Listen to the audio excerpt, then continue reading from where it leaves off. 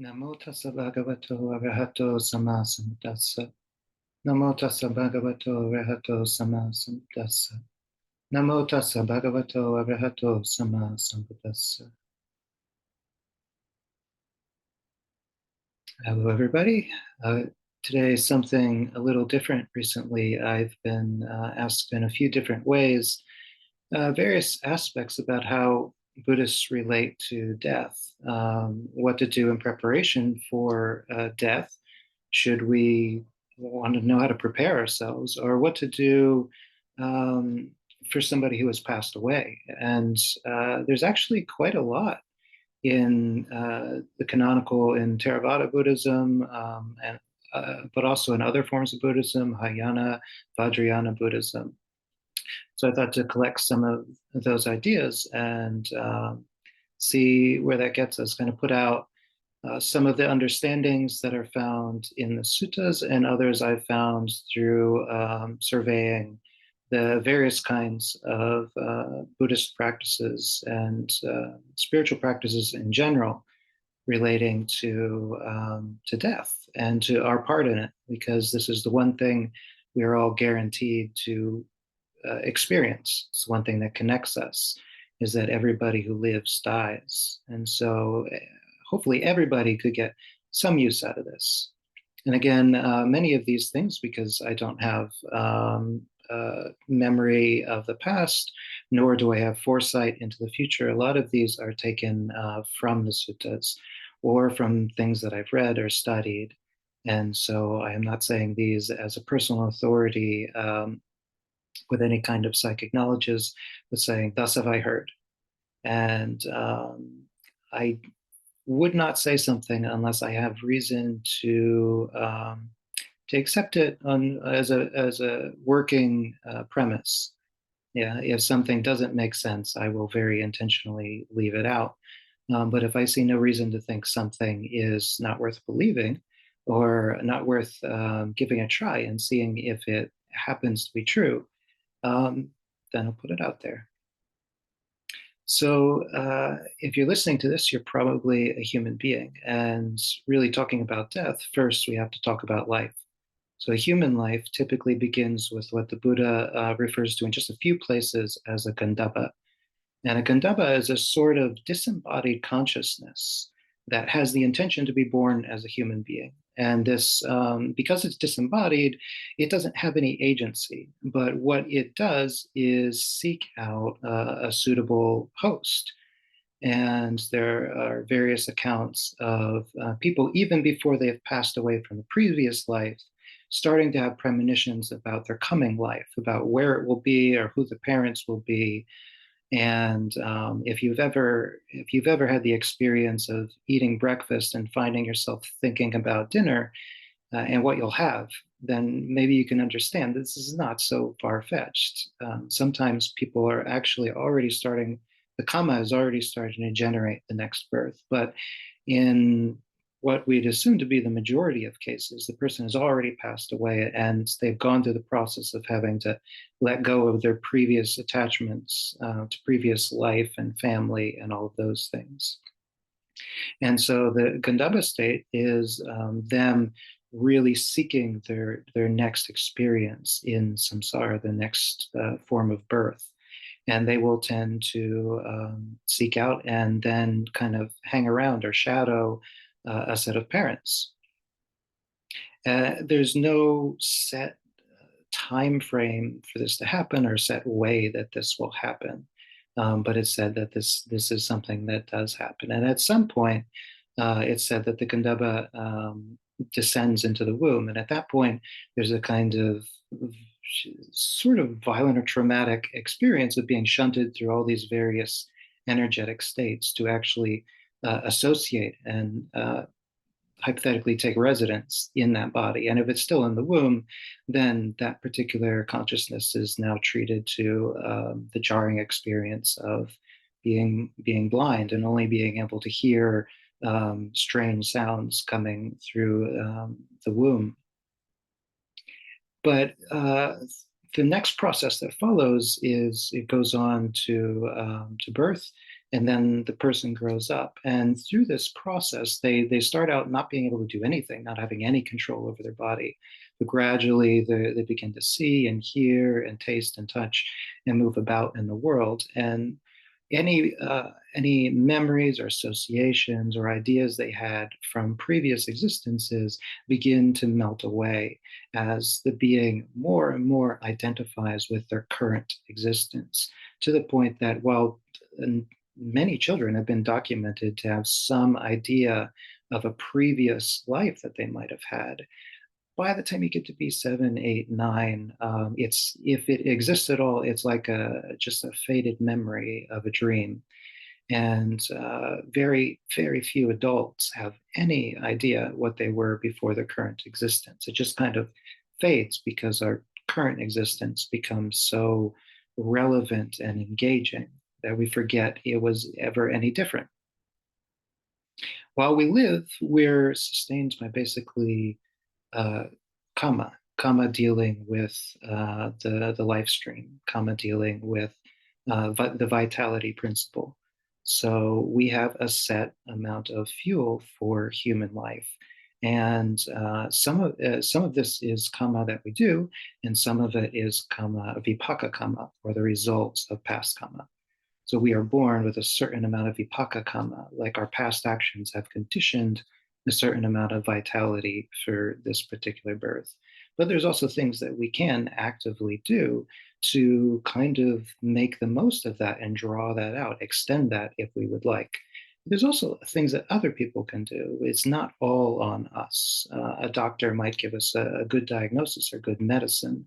A loved one might inspire us or encourage us or take care of us in a hard time, and help us renew our energy and our vigor for life. So there's a whole lot of karmas that can take place to keep us going. But the other thing is there are karmas that are for killing us. And most of these are kind of diluted by our karma for living. So we might get a cold or get the flu or get an injury, and these tend not to kill us. We survive them because the principle for living is still active, and the principle for dying is not strong enough. But at some point, one or the other will lead to the process of death. Either the vitality principle runs out, there's not enough to sustain it, or a particularly strong death karma um, brings about the end of our life. And it is possible, and the Buddha talks about this, that a person leading up to the end of their life can have some premonitions about this. It said that those who practice breath meditation specifically can develop a knowledge or yeah, just an intuition about the exact amount of vitality that they have left. And there are a couple of instances in the suttas where a meditator who has mastered breath meditation, it knows down to the exact time of day that their vitality will run out. And because they're so calm and collected and ready for it, they're not killed by something else. They just simply run out of fuel, and that's when they pass away. And other times it's possible, if a very strong death karma is about to take precedence, about to claim a person's life, they could have an intuition about that. Because, well, for the most part, we kind of muddle through life, not really sure about the karma that is, making things happen in our life. Sometimes we do get awareness of it, and especially when it's something as important as the end of our life, there can be premonitions. And the Buddha talks about some people will get a series of signs that are indicating what might follow after death, or that death is coming. And there can also be a period of time, probably not more than 7 days, usually quite less than that if you talk to people who work in hospice, where it becomes very, very clear that the person is going to pass away. And those who work in hospice have a variety of things that they can look for. There's also a variety of things listed in Tibetan texts that can be looked for that deal with the way that the vitality principle kind of unravels and the elements which sustain the body, the earth, wind, fire, and water, just kind of dissipate. There's nothing holding them together anymore. So the person might become very cold. Their lips might dry out. They might be very thirsty or very hungry, or lose their appetite completely. Their breath might become very shallow or very ragged. You might hear the death rattle. And all of these are signs that there's no longer enough vitality principle, and that death is imminent. And then at some point, death occurs. As we in medicine, they're not really sure where to draw the line, but typically you would say when the heart stops beating, the lungs stop breathing, the blood stops getting to the brain. Eventually, you reach a point where the body is no longer alive. But this isn't necessarily the point where this life ends, because there is still mental components. And what follows is a bit gray and is not covered much in the Pali Canon, although it is explored in Tibetan texts. There's a particular text called the Bardo Thodrol. I may have mispronounced that slightly. Known in English as the Tibetan Book of the Dead, though that's not an exact translation, which talks all about this and is designed as a sort of manual that you would read to the person who has passed away, with the idea that their consciousness or their mental faculties are still kind of lingering in the vicinity of the body. It's said that for about 24 hours or so, uh, in most cases, that consciousness will slip into kind of a sleepy unconsciousness due to the trauma of losing control of all the bodily faculties. The body is now um, immovable. It's not working. The brain stops working as an organ of thought. And so the consciousness is just kind of rattled by that. But eventually it'll sort of emerge, and the body no longer has the five senses, and it no longer has all of the neurons that have been supporting complex thought, but it still has a lot of the mental components. And so the bardo, as is presented, could be very short. It could be a process of the consciousness just realizing this and realizing it's got to let go and moving on and moving towards its next state of existence. Or it could be drawn out to as much as 49 days. So many Buddhist countries, there are set periods of mourning and as sort of anniversaries or funerals that are held, at the day after they pass away, and 7 days after they pass away, and on out to 49 days. And this is the reason, because unless you have some sort of psychic faculties to be able to interact with that being, then you don't really know. The best you can do is kind of contemplate how you relate to the body of the deceased. But from the deceased perspective, they will emerge, and they will not be taking things into their senses, but they will still be taking them in through the mental faculties. So they will be aware of what's going on, but if they're not very developed in terms of their mind and their ability to see mental activity, they will be very much drawn by their habits through this experience. And if they hear people crying at the place that they passed away, they might perceive it as wailing and sirens or rainstorms. And whereas if they hear chanting, they might perceive it as heavenly beings or lights or something. So they're very impressionable, like we are in a dream. and they linger for quite a while, and all sorts of psychological um, aspects of ignorance and our inability to face hard realities might come into play.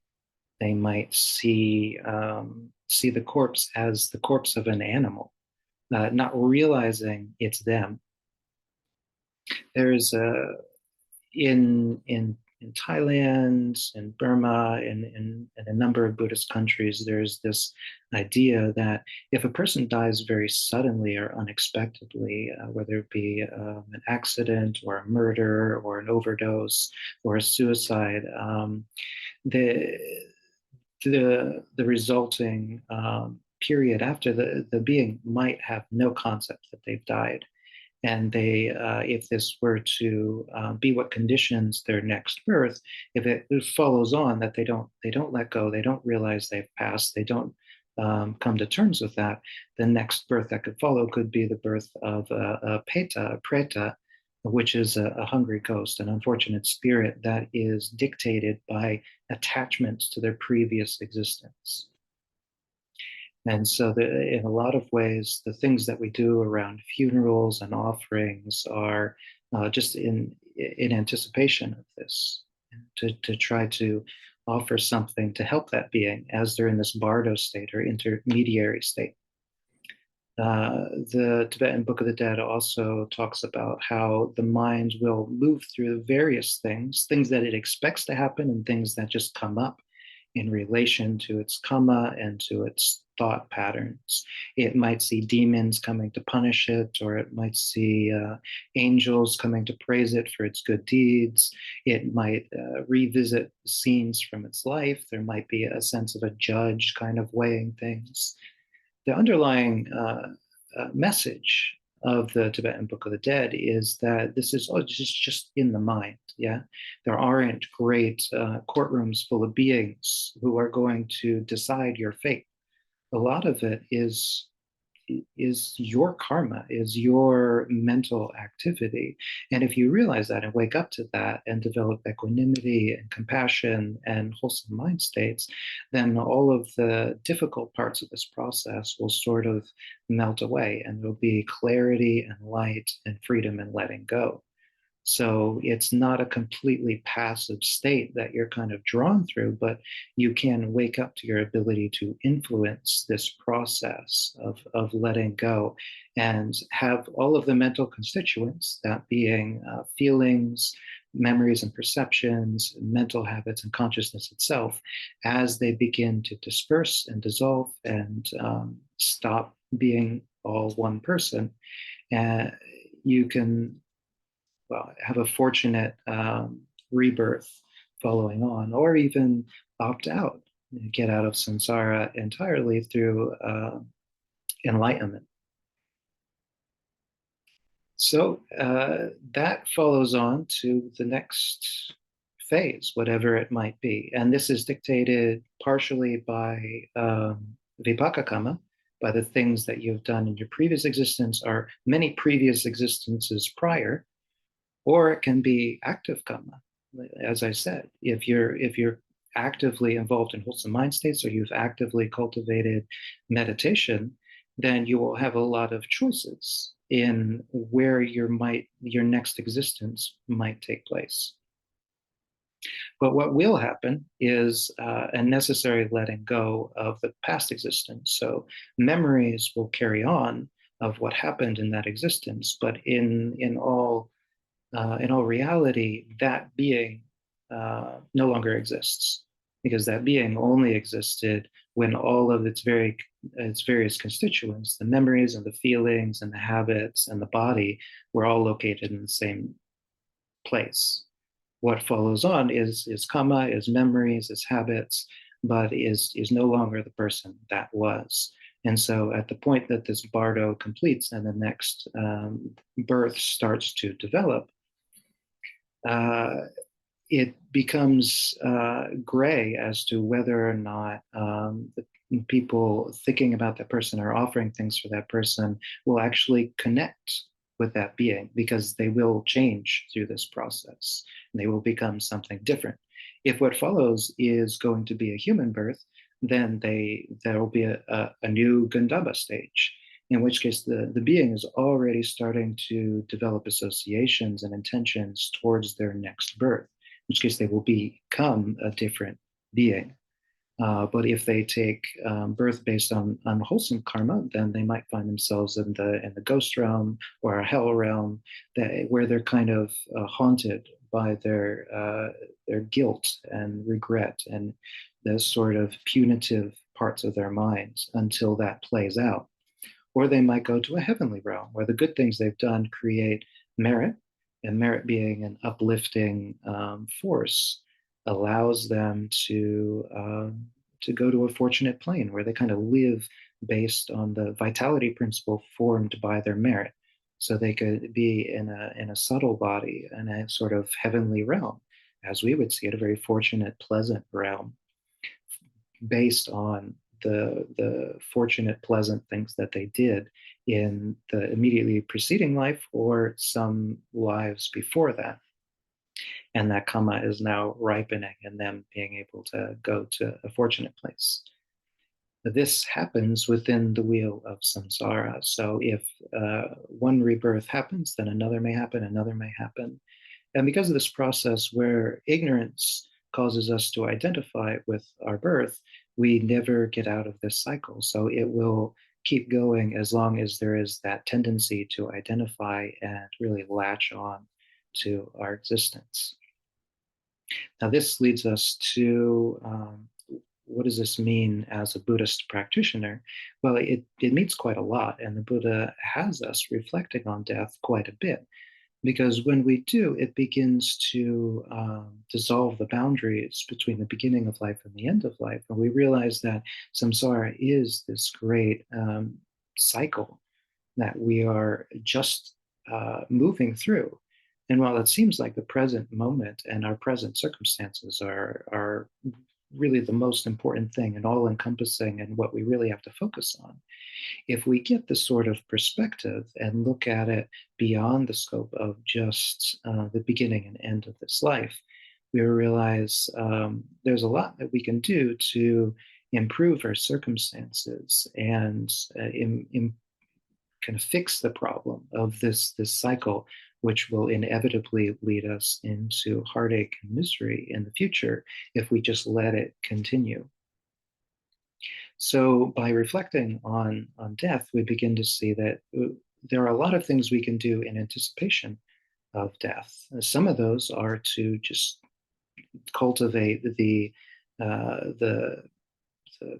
karma that deals with extending our life. So it's very fortunate to encounter the Dhamma, to encounter good people, to encounter the Buddha and his message, and the Sangha, those who are practicing. So if we find ourselves with these good circumstances, we'll actually want to extend our life to some degree. So take care of ourselves, let go of the things that cause us suffering, take the precepts, do what we can in this life. We can make merit. Merit being the thing that sustains us and uplifts us in life and in death, and then helps decide where we go in terms of a new birth. It's just a completely useful thing. So we can do all of these good things in life that will help set us up in a positive way, create positive conditions in death. Then we can also prepare for death itself, thinking about what we would like to have happen, how we would like it to play out, what we'd like to be reflecting on, how we'd be like to uplift the mind, who we'd like to be around in that time. And we can start to plan and put conditions into place so that this won't be a jarring, traumatic, horrifying experience, but a known and predictable experience that we find ourselves somewhat prepared for. It's impossible to know exactly when and how it's going to happen. But the more we prepare, the more we set up conditions where when it does happen, we're ready. and we understand that, okay, this life that we are in is coming to an end. And what follows will be a lot of opportunities to find ourselves in a better situation, or even to attain levels of freedom from the very things that caused us suffering in this life. There are obvious practices we can do, like meditation, like breath meditation, develop samadhi and the jhanas. And these have a very profound effect on what happens after death. They give so much power to the mind and so much agency to the mind to really make decisions not based on habits or defilements, but on choices, intentional choices. Uh, there are also certain yogic practices. Some are described in the Book of the Dead, and others are just in Tibetan Buddhism in general. There's a practice called POA, Phowa, and you can read up and study that.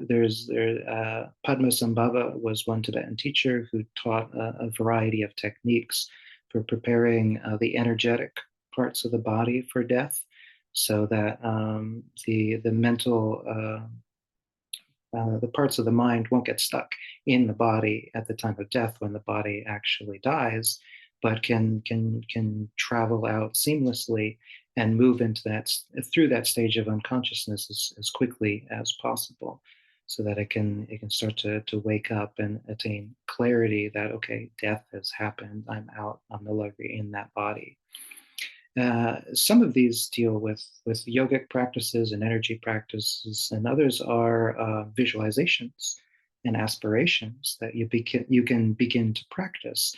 And in many ways, these are turned into a mantra. And there's no one set mantra, but I do have one example, and it goes: "In the light of the Buddha, may all negative emotions, karmic patterns, and unskillful habits be dissolved.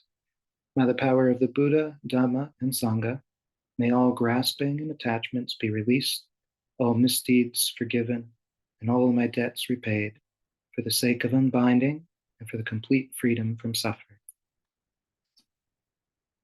And this is just one example. You can visualize a Buddha image or a holy symbol or a bright light above your crown chakra, and use a mantra like this, an aspiration. In a lot of ways, it's like studying for a test. It's not that the mantra itself will cause these things to come about. A simple mantra is not going to cause you to be forgiven or cause you to let go of negative emotions. But the fact that you're doing it and you're thinking about when you'll pass away, and you're preparing your mind for the process of letting go, for the process of making amends, asking to be forgiven, letting go of things, wanting everybody that you've hurt to feel a sense of closure and forgiveness, and for the best possible outcome. Just that you're preparing those intentions before you go through this traumatic process of being separated from the four elements and from your body and from the five senses. You're getting ready for that. And then once we do pass away and we do find ourselves in this bardo sort of state, there's not much that we can say definitively, because it's going to play out differently for everybody. But it is said in a few sources that these beings are incapable of eating food, but they can be nourished in a way by uh, merit that they've done, and they reflect upon. It can be a sense of nourishment and uplifting, just as when we do a good deed, we feel a sense of joy. Yeah. Well, that's so much more powerful when the mind is disembodied, when it's in a rupa or subtle form. Then this merit is the very thing that causes us to feel full and satiated.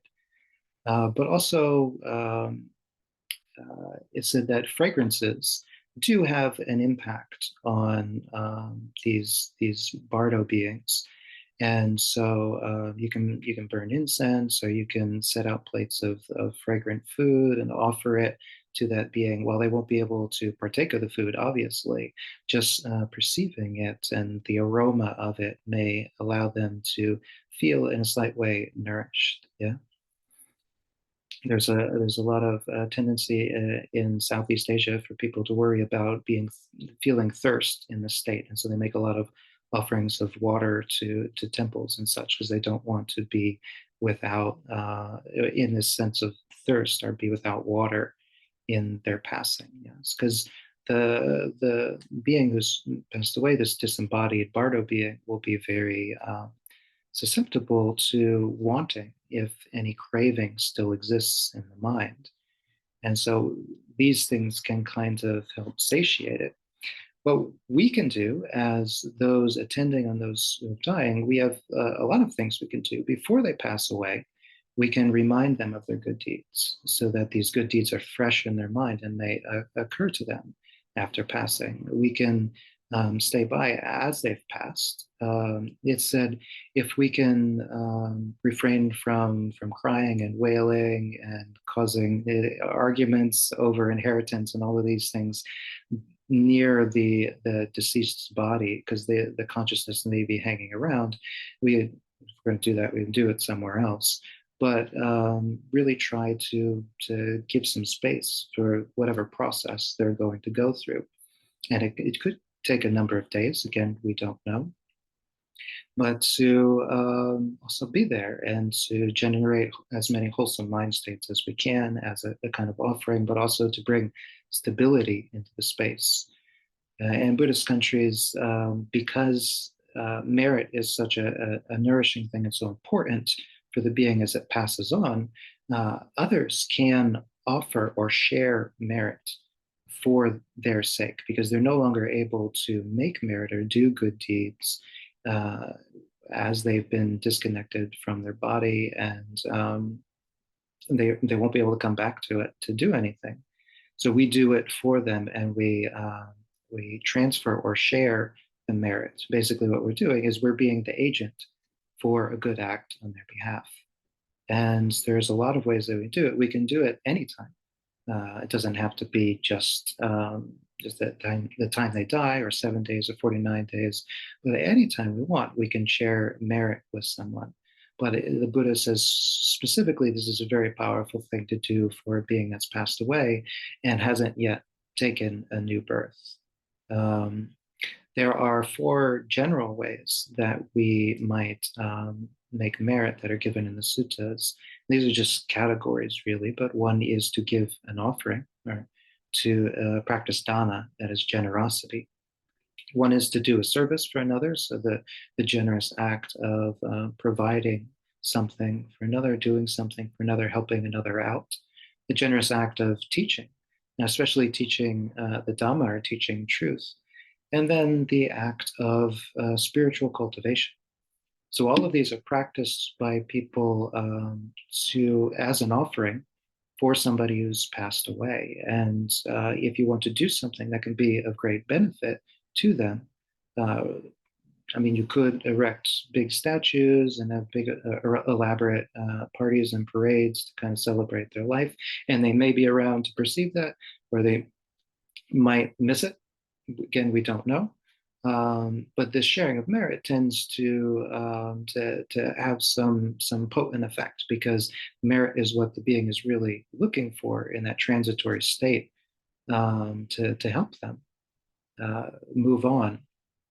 So, in terms of giving, giving to even an animal generates merit, to say nothing of giving something to a person. But giving something to a virtuous person is even more meritorious. And one symbol of this is to give something to somebody who is a noble being, that is, has attained or is practicing for one of the stages of enlightenment. So it's very often, it's very common that people in a Buddhist country will make some effort to get out to a temple somewhere and make an offering on the person's behalf. Now, the person making the offering gets the merit. Obviously, they're not deprived of it in any way because they share it, but they're also able to offer it and bring that person to mind. In terms of offering service, a lot of people who might spend some time helping out around the temple, or just helping their neighbors, or even the service to the family of the person who's passed away. They come and they help with the funeral. They help with chores that need to get done.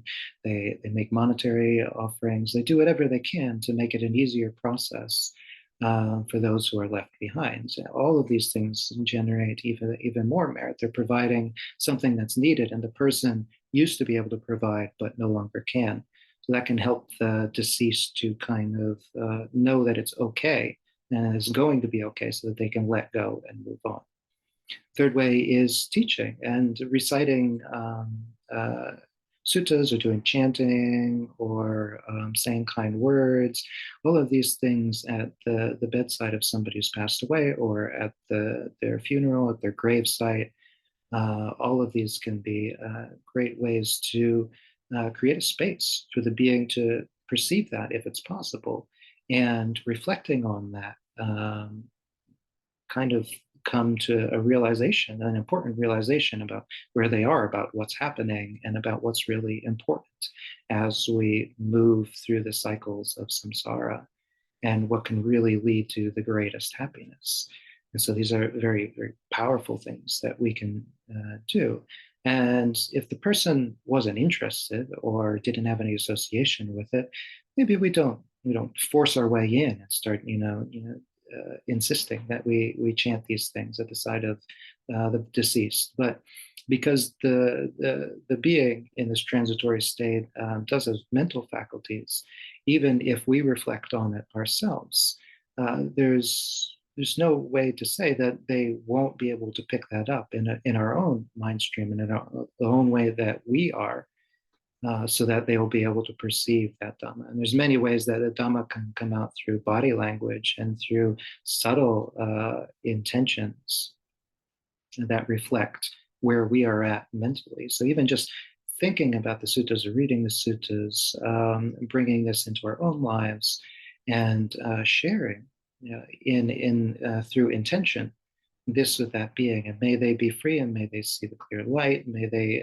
let go of their attachments, may they let go of their guilt and regrets, may they go on to happy rebirth, is all nice and beautiful things that we can kind of aspire for their sake.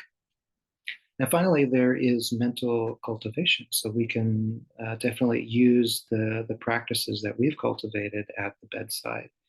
If we're the one passing away, then we will definitely get benefit from all of the meditation we've done. But if we are at the bedside, then our own practice will come into play in how we relate with survivors, but also how we can be calm and collected and clear, and know that this is not as much a tragedy as it is a predictable part of living and dying. Yeah, that there's nothing out of place here, and that there's still a lot of good opportunity for that being's growth as they leave one life and either attain freedom or move on to their next incarnation, their next life. In Buddhist countries, it's also not unheard of, especially if a family member has died, that somebody might take a period of time living at the temple, either as a 5 precepts or 8 precept layperson, or to take ordination in the name of that person, to say that I'd like to offer this. And you can imagine if the disembodied being were to, oh, people must need me. I wonder, what is everybody doing right now? If they were to be drawn by that question and that intention to peek in on somebody, and then they say that this person is doing something incredibly wholesome, incredibly meritorious because of them, for their sake, then this would be a tremendous amount of merit that is being shared with them, and a tremendous sense of uplift that, oh, this person I've left behind will be okay. Look, they're more okay than I could ever hope for. And that will give them serenity and clarity and merit for what follows on. And so these are There's a variety of other things that might come up. Buddhists tend to be cremated. This just follows on from back in the Buddhist time. This was the most common way of dealing with a dead body in India, was to cremate it and sort of um, symbolically release the mental being from the corpse. But also, there's something in Tibet which was known as sky burial. This happens sometimes in India, where a body would just be put somewhere and feasted on by animals. In the West, we now have a green burial, where the body is just buried in a simple cloth so that it'll decay and be food for worms and whatnot. um, or body can just be buried. But the important thing to know is that best case scenario, the being won't be hanging around for very long. So this is more for the survivors. Though it is possible, should that being take a form of birth in a subtle body, say in one of the heavenly realms, they might from time to time be curious about those that they developed bonds and associations with in their previous life, because in a subtle body, they're not as susceptible to that period of the Gandhaba, where they associate and descend into the womb and kind of gradually forget what came before. They haven't gone through that sort of trauma. So, to the degree that they're not totally infatuated with their new existence, they might still check on. And so, they it's not impossible that we could communicate or have some relationship with one who's passed away. But in terms of us, a best case scenario is to understand that life in samsara always moves forward. It never moves backward. So there's no way of getting back what we had. And as we pass on, anybody who passes on after us will also be going through this process and will cease to be who they were. And while they'll carry some of the memories and intentions of that, they will then follow on and be born in a new existence. So it's not really the same being that might appear in the heavenly realm next to us, but it's somebody who's gone through this process and has maybe had the opportunity to change some things along the way. Because we do have the ability to change. And this is one of the great things that we discover in practice. Whereas we may have been born into ignorance and confusion about what is important and what we'd like to accomplish in this life, we can discover that as we go along and then see the opportunity for change and growth, which doesn't have to end at the time of our death. But we can see this as uh, a continuum where we will continue to get better as long as we put forth this effort, make this karma, and develop wholesome qualities until such a time that we finally attain enlightenment. And at that point, we are free from this cycle, because this cycle is generated by identification and it's generated by craving. And when we have let go of those two things, then there's nothing to bring a being to take the next incarnation. And so the mental constituents don't form this next period of life, and it is what we call parinibbana, or complete unbinding, which is where they go their own way, and nothing is lost that was there, because this is again just a continuum. The parts that make us up. It's only when they are all together that we say that is me. When they go their own way, they don't necessarily cease immediately, but because they are unbound, because they have gone their own way, you wouldn't say that that is that being. And in this way, parinirvana is like a flame going out in a candle. All of the things that bound the flame to the wick of that candle have been released. And you won't say, where did the flame go? Oh no, it's died. Oh no, where did it go? You just say, oh, it's gone out. Yeah, the things that kept it going, which in the case of the mind is craving and ignorance, those have gone out. And so you can't find it anymore. And it's actually quite a beautiful and peaceful thing once you begin to understand. And in relation to all of the things I just described, is much more relaxing, and it involves, it's a lot less work. So these are just some thoughts collected into kind of things discovered along the way. Um, it's hard to find references to some of these things, but if you are curious about any part of this, I encourage you to go out and look. You will find a lot of information about people having recollections of past lives, of the Buddhist cosmology. There's many good materials on what that looks like. There's the Tibetan Book of the Dead and other books dealing with the Bardo state and all of the processes that happen at the time of death. And there's also all sorts of materials on how to be around people who are dying, which can help us when we're around those who are dying, but also can help us when we're the one who are dying. So we know sort of what to expect and what is natural in this instance, so that we won't be worried, we won't be upset. We'll be able to maintain our composure and calm, be able to really make the most of everything that we've learned in this journey. So I offer this to you. May it be of service in your own journey, and good luck.